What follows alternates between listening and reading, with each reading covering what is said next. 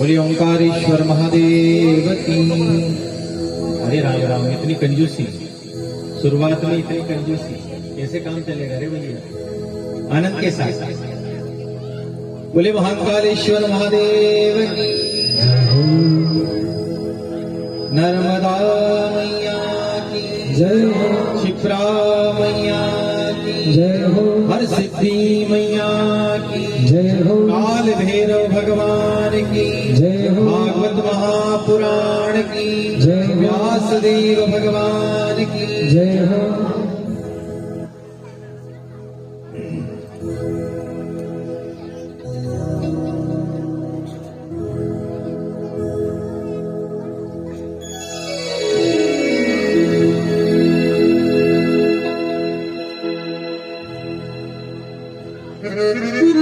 आइए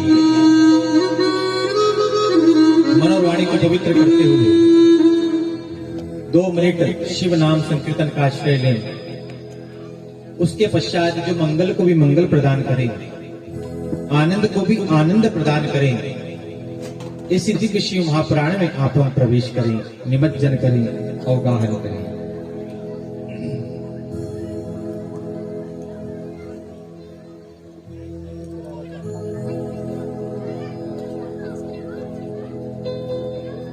नमः शिवाय,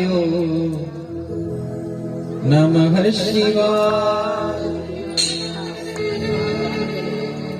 हर हर भोले, नमः शिवाय। सभी आनंद के साथ, भाव के साथ नमः शिवाय, नमः शिवाय, हरे हरे बोले, नमः शिवाय, नमः शिवाय, हरे हरे बोले, नमः शिवाय, नमः शिवाय, नमः शिवाय, हरे हरे नमः शिवाय, नमः शिवाय, हरे हरे बोले, नमः शिवाय, नमः शिवाय, नमः शिवाय, नमः शिवाय, नमः शिवाय, नमः शिवाय, नमः शिवाय, नमः शिवाय, हरे हरे भोले, नमः शिवाय, हरे हरे भोले, नमः शिवाय, नमः शिवाय, नमः शिवाय, हरे हरे भोले, नमः शिवाय, नमः शिवाय, हरे हरे बोले, नमः शिवाय। ताली बजाते हुए भाव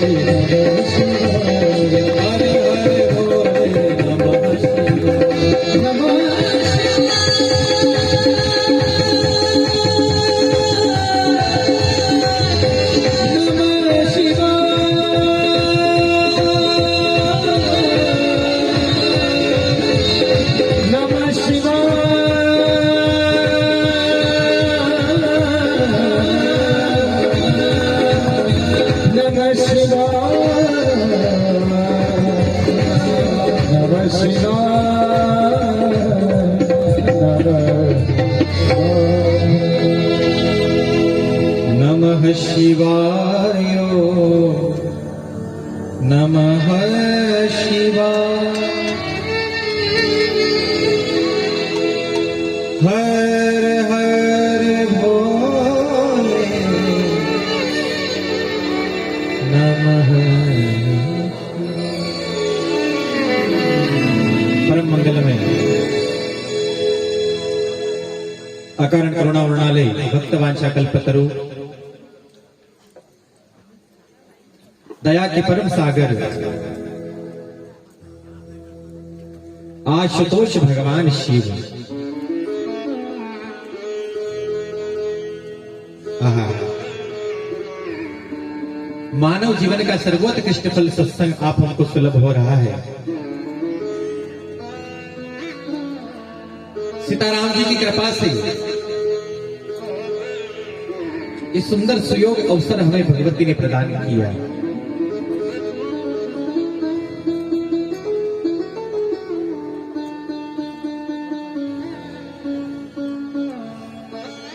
दिन में सुंदर श्रीमद् भागवत कथा का लाभ और महाशिवरात्रि के इस पावन पर्व पर दिव्य शिव महापुराण का लाभ। निश्चित रूप से हम परम सौभाग्यशाली हैं और जो शिव की कथा को श्रवण करता है वो आत्मा नहीं, वो तो महात्मा कहा गया है। वो आत्मा नहीं है, वो कौन है? महात्मा है। वो जीव साधारण जीव नहीं है। जो शिव की कथा को सुनता है, आहा, ये कुकन गया इससे।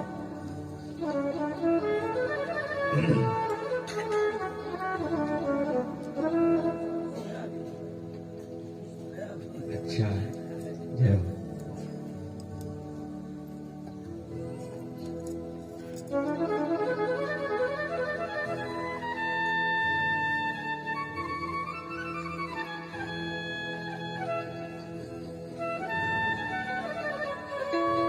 भगवान ने बड़ी कृपा की और सुंदर हमें मनुष्य जन्म प्रदान किया।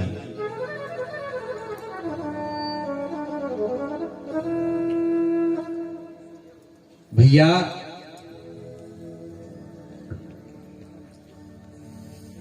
सतयुग में व्यक्ति की उम्र 1,00,000 वर्ष की थी। कितने वर्ष की थी? कितने वर्ष की थी? जोर से बोलिए ना, कितने वर्ष की थी? 1,00,000 वर्ष की। सतयुग के बाद क्या आया? क्यों साहब, क्या आया? कौन सा युग आया? त्रेता युग। और त्रेता युग में एक जीरो फिर कम हो गई। कितनी बची? 10,000। और त्रेता के बाद द्वापर आया तो एक जीरो कितनी बची? 1,000। और द्वापर के बाद कलयुग आया तो कलयुग में हमारी उम्र कितनी बची? एक जीरो फिर कम हो गई। कितनी बची? जोर से बोलो ना माताओं, कितने साल? 100 साल। 100 साल की उम्र हमारी बची। अच्छा एक बात बताइए, 100 साल तक कौन जीता है? कोई जीता है क्या? कोई बिरला ही होगा जो 100 साल की अवस्था को पार करता है। और जो 80 साल तक पहुंच गए ना भैया, समझ लो ये पाकिस्तान की बाउंड्री पे खड़े हैं। कौन सी बाउंड्री पर? कब सीज फायर हो जाए कोई भरोसा नहीं।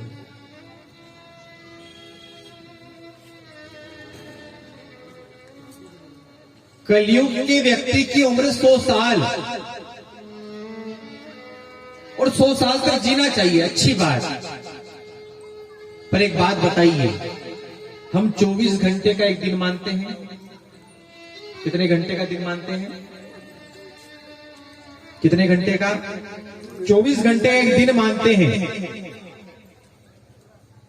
तो जरा विचार करिए भैया कि हमारे अगर 100 साल की उम्र है तो हमारे 50 साल तो सोने सोने में ही। कितने साल? 12 घंटे की नींद लेता आदमी। कितने घंटे की? कितने घंटे की? कभी विचार किया आपने इस बात को लेकर?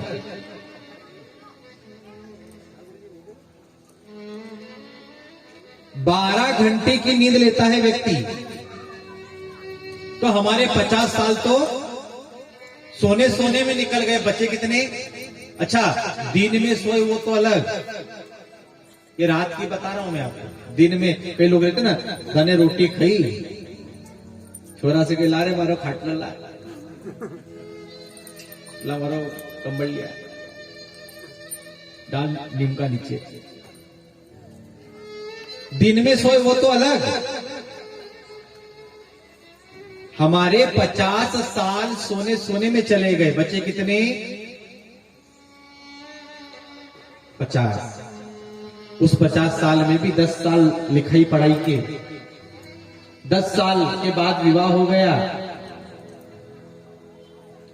बच्चों आदि को बड़ा करने में, आधा समय उनका टिफिन बनाने में, और देखते देखते देखते देखते भैया हमारा पूरा जीवन ऐसे ही निकल गया।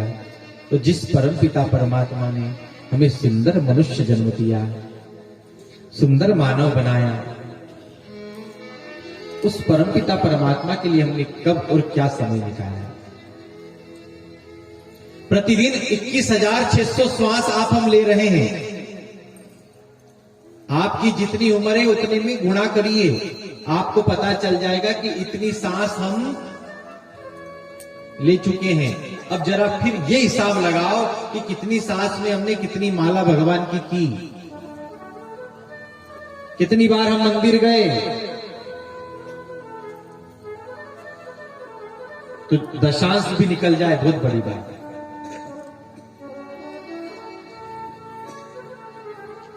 तो उसी मानव जन्म को श्रेष्ठ बनाने के लिए ये शिव की कथा है।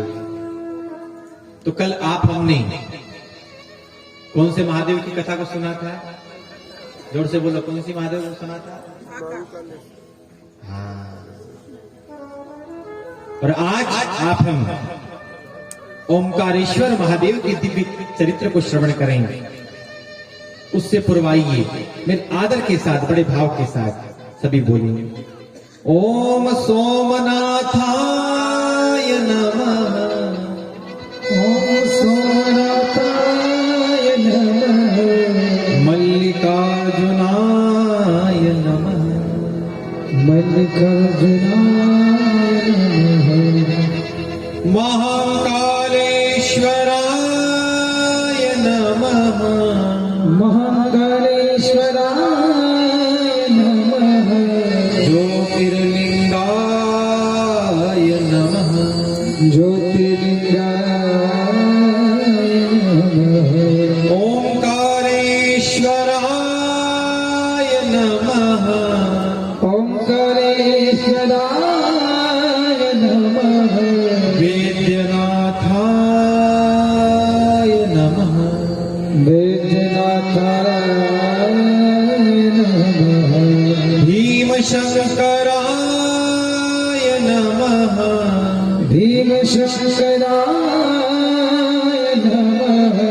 ज्योतिर्लिंगाय नमः। ज्योतिर्लिंगाय नमः। रामेश्वराय नमः। रामेश्वराय नमः। नागेश्वराय नमः। नागेश्वराय नमः। विश्वेश्वराय नमः। विश्वेश्वराय नमः। ज्योतिर्लिंगाय नमः। ज्योतिर्लिंगाय नमः। त्र्यंबकेश्वराय नमः। त्र्यंबकेश्वराय नमः। केदारेश्वराय नमः। केदारेश्वराय नमः। भूष्मेश्वराय नमः। भूष्मेश्वराय नमः। ज्योतिर्लिंगाय नमः। ज्योतिर्लिंगाय नमः। द्वादशेतानि नामानि सायत्रात् पठेन सर्वपाप विनिर्मुक्तः सर्वसिद्धिं फलं लभेत्।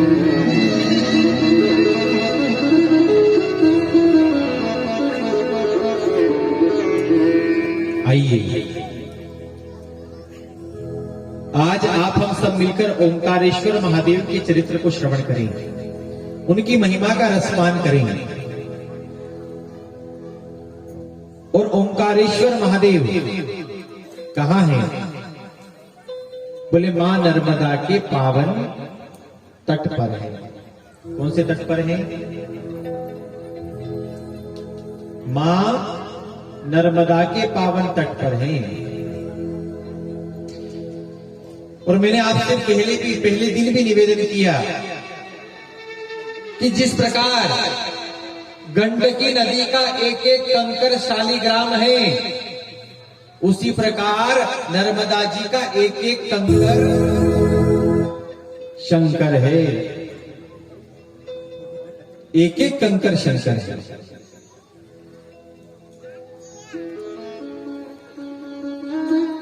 और भैया जो मानव साधन होते हुए भी, सारी व्यवस्था होते हुए भी जो पवित्र नदियों में स्नान न कर पाए, यमुना जी न जा पाए, गंगा जी न जा पाए, भैया फिर वो मानव नहीं कहा गया है। महाभारत कह रही है कि वो एक पंगु है, वो एक लंगड़ा है। क्या है? जोर से बोलो ना, क्या है? जो सारे साधन होते हुए भी पवित्र नदियों में स्नान ना कर पाए, दान ना दे पाए, भजन ना कर पाए।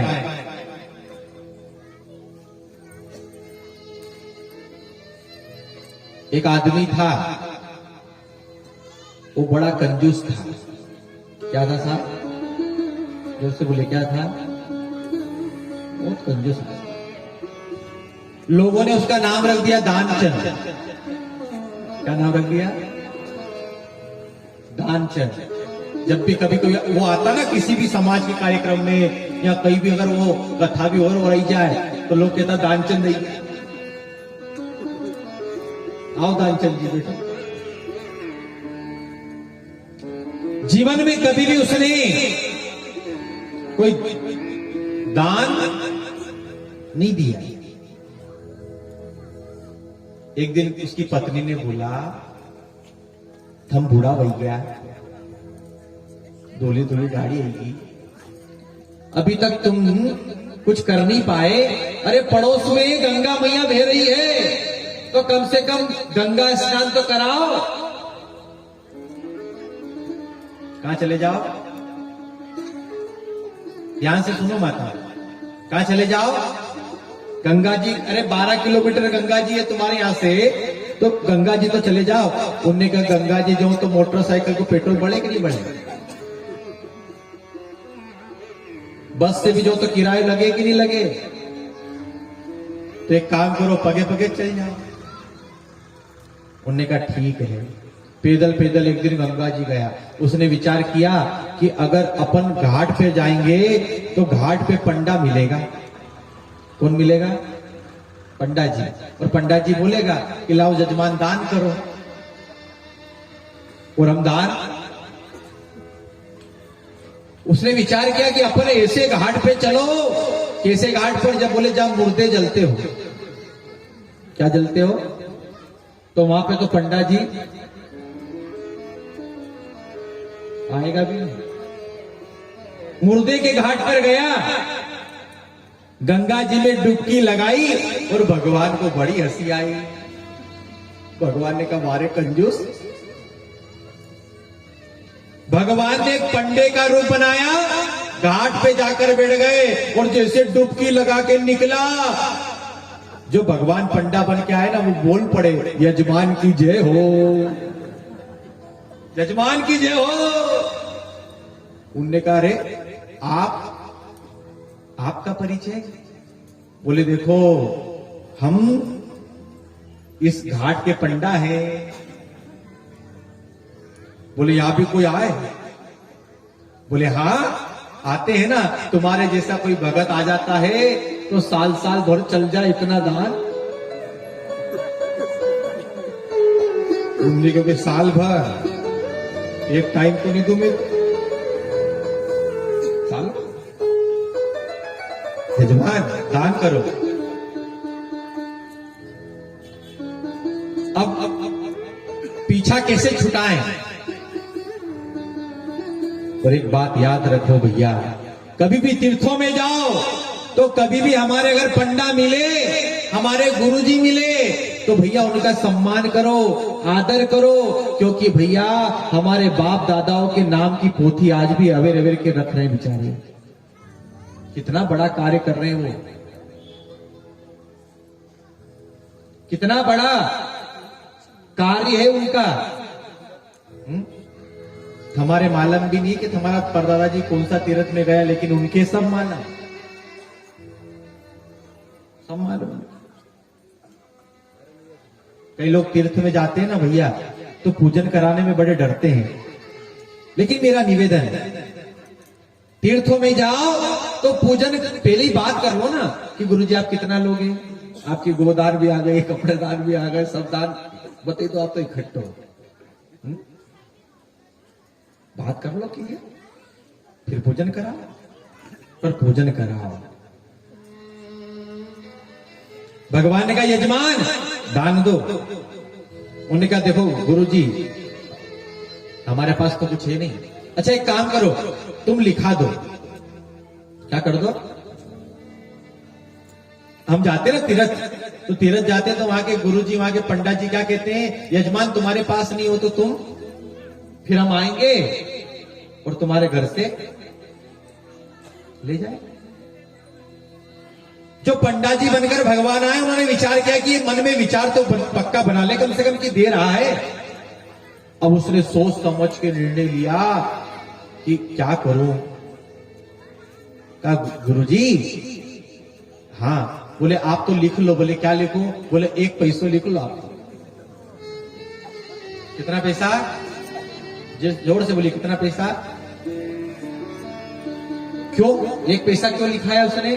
उसने विचार करा कि 1 पैसा के लिए तो गुरुजी 50 पैसा बिगाड़ के आने वाला। बिल्कुल। अब वो तो घर चला गया, पत्नी ने स्वागत किया, बिठाया और कहा जल दिया, और इतने में द्वार पर भगवान पहुंच गए। दरवाजा बजाया, दरवाजा खोला, बोले जजमान की जय हो।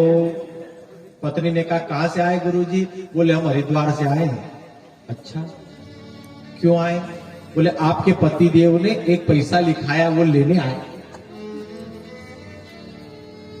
बेचारे को विश्वास नहीं हुआ, दौड़ी दौड़ी गई। क्यों, तुमने दान लिखा हो कहीं? बोले हाँ। क्यों? बोले वो गुरुजी आ गए। उन्होंने कहा अरे आ भी गए,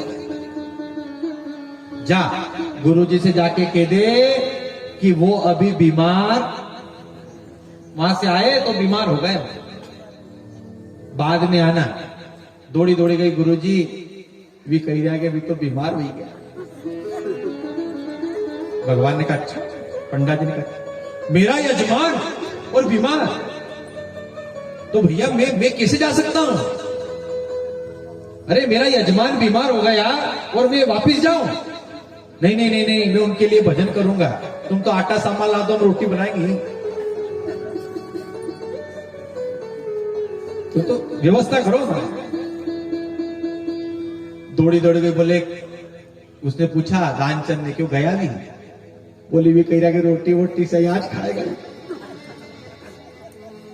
आटो दाल मांगी। अच्छा, एक काम कर, उनको जाके कह दे कि वो तो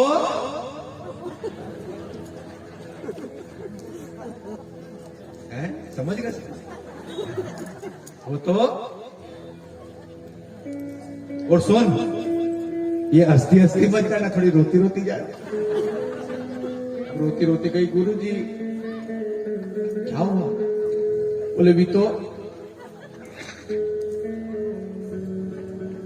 गुरुजी ने कहा अच्छा।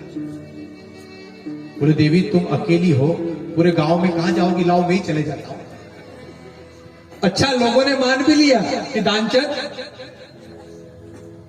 तैयारी करने लगे, ले जाने के लिए अर्थी तैयार कर ली, सब तैयारी करने लगे। अच्छा, उसको अर्थी पे लेटा भी दिया। उसकी औरत जोर जोर से रोती रोती बोले ये नहीं मरे,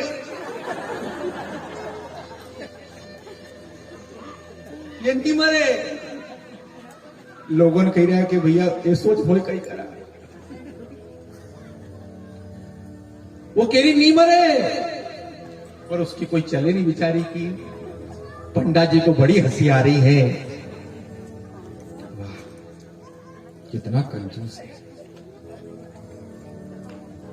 अर्थी उठा ली और अर्थी उठाकर शमशान तक पहुंच गए।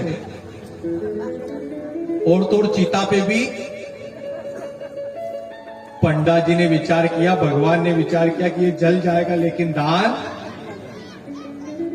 का। सुनो गांव वालों, हम इनके पुरोहित हैं, पंडा जी हैं, तो इनके कान में मंत्र पढ़ेंगे। सबने कहा पढ़ो पढ़ो। उसने कहा, गुरुजी ने कहा, भगवान ने कहा, आया हूं वैकुंठ से।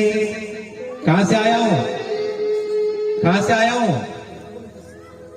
आया हूं वैकुंठ से दर्शन देने तो। मैं वैकुंठ से आया हूं। क्यों आया हूं? तुझे दर्शन देने आया हूं। उसने आंख खोल के देखी तो सामने वही पंडा जी, फिर आंख बंद कर ली। ले लो साथ में का, सुन, आया हूं वैकुंठ से दर्शन देने तो। अच्छा सुन, तुझे जो मांगना है ना वो मांग ले। उसने कहा महाराज अगर आप प्रसन्न हैं, आप देना चाहते हैं, तो आपने जो एक पैसा लिखा है ना बस वही माफ कर दो आप। ऐसे ऐसे दानचंद भी हैं।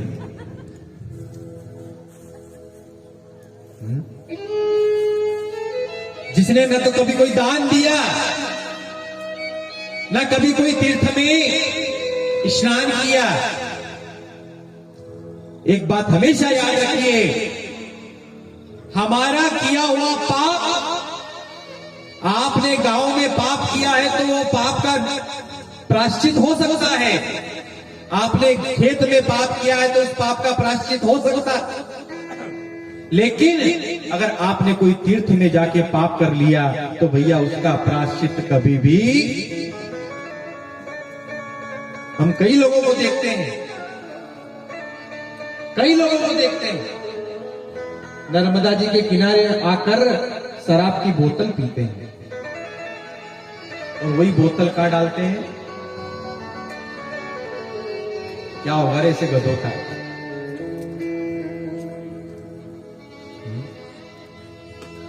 बुरा मत मानना, इस क्षेत्र के भी कई लोगों को हमने देखा है,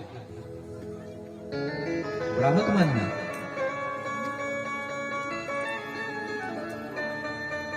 तब विचार आता है, रे भैया तीर्थों की मर्यादा हम नहीं रखेंगे तो बताओ रखेगा कौन? कौन रखेगा?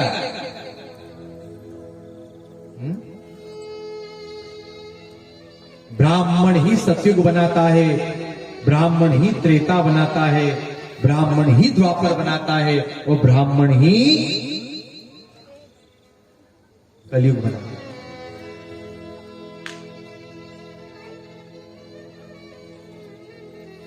आजकल ब्राह्मण देवता यजमान की उस बातों में आ जाते हैं और उसकी हां में हां मिला देते हैं, लेकिन गलत को गलत कहने में कोई बुराई, जहां गलत है वो गलत है और जो सत्य है वो, इसलिए तो सत्यम शिवम सुंदरम, जिसमें यजमान का हित है। इसलिए भैया भगवत कृपा से जब से हम भागवत करने लगे हैं, सन 2008 से कर रहे हैं, पर जहां हमें गलत दिखाई देता यजमान को मुंह पे टोक देते कि भैया ये गलत है, तुझे बुलाना हो तो बुलाना, नहीं बुलाना हो तो मत बुलाना, लेकिन हम गलत को सत्य कभी भी नहीं बोलेंगे, मर जाएंगे।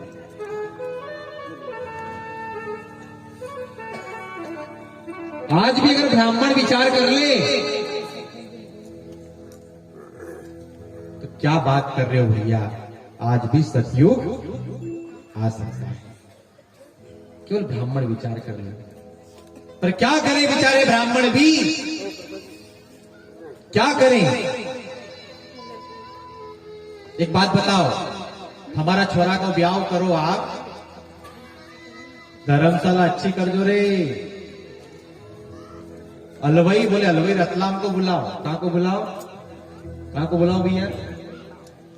रतलाम को। अच्छा तो मेन्यू कहीं बनावा, बोले भैया कम से कम 2-4 तो मिठाई होनी चाहिए, 2-4 मिठाई तो। अच्छा बेंड, बोले बेंड भैया बड़नगर को करो, अच्छा बेंड। अच्छा हलवाई से पैसे की बात करी कि नहीं करी? करी। बेंड वाले से करी, घोड़ी वाले से, बाजे वाले से, बग्गी वाले से, और वही अगर वो जो ब्राह्मण। अच्छा एक बात बताओ, धर्मशाला के बिना ब्याह हो सकता है कि नहीं हो सकता है? हो सकता है। बेंड के बिना ब्याह हो सकता है कि नहीं? हो सकता है। घोड़ी के बिना ब्याह हो सकता है कि नहीं? हो सकता है। लेकिन जिस ब्राह्मण के बिना विवाह हो ही नहीं सकता, उस ब्राह्मण की जब बात आती है, अरे गुरुजी कपड़ा घर का है रे,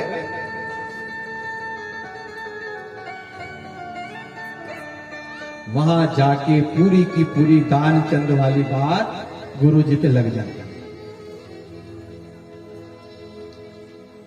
आज ब्राह्मण जो कर्मकांड कर रहे हैं ना भैया, ये आखिरी पीढ़ी है।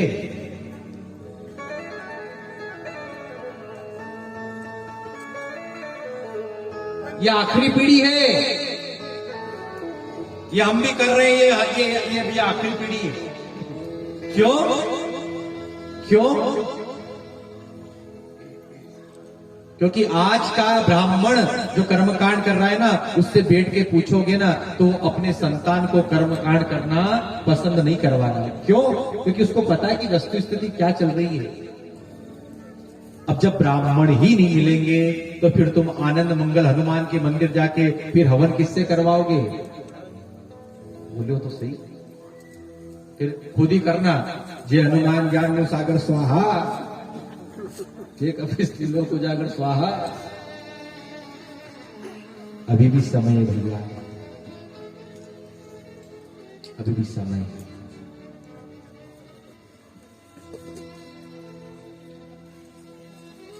जितने कर्म हैं, आजकल तो विवाह हो ही नहीं रहे। ब्याह में यहां तक कि लाड़ा का माँ बाप तो छोड़ो, लाड़ा लाड़ी पिलाई बोल दे गुरुजी, फटाफट करा दे। अब बताओ, जब लाड़ा लाड़ी एक जगह हम गए, हमारे एक मित्र की विवाह में गए, तो उनको पंडित जी को पहले ही बोल दिया, गुरुजी खुद लाड़ी बोल रही है, हम तो जल्दी करा। अब लो, ये तो संस्कार हो गए हमारे।